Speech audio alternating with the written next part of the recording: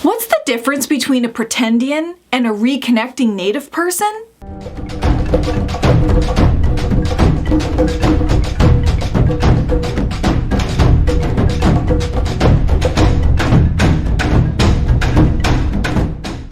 Most Pretendians are white people falsely claiming to have Native identity. Some Native scholars call this race shifting or identity appropriation. These white people often hire genealogists to search for an ancestor, kind of like a form of ethnicity shopping. And if they find an ancestor from 300 or 400 years ago, they think they're entitled to claim a Native identity. Sometimes they use those ancestry or DNA services, like desperately looking for some degree of ancestry.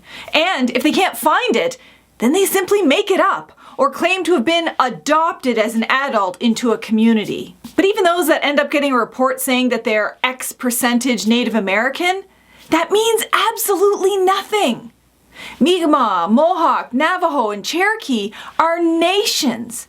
We are legal, political, cultural peoples with kinship ties in specific territories. We are not biological races for whom you can measure blood quantum. That science was debunked a long time ago, and you don't get half of your blood from your mom and half of your blood from your dad. That's colonized thinking. Reconnecting Native peoples are entirely different from Pretendians. In this case, we're talking about actual Native peoples who are disconnected from our communities because of residential schools, the 60s scoop forced adoptions, Indian hospitals, and some were excluded from community membership because of racist and sexist discrimination in the Indian Act status provisions. Reconnecting Native peoples have living relatives with living communities. They often use accredited DNA tests to prove parent and child relationships. They might also use government adoption records to prove their parentage. Some of them work with communities or membership staff to find birth and death records of deceased parents or grandparents.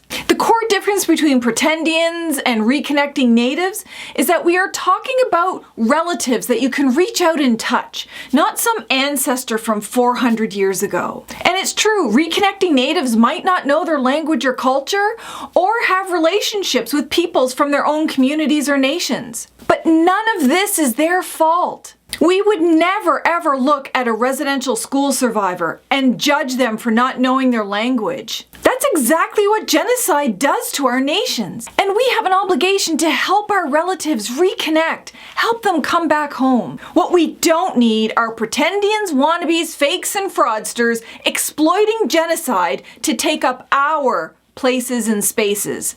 It's simply not gonna happen. Subscribe to my channel for more content on this and other issues. Till next time, stay alert, warriors.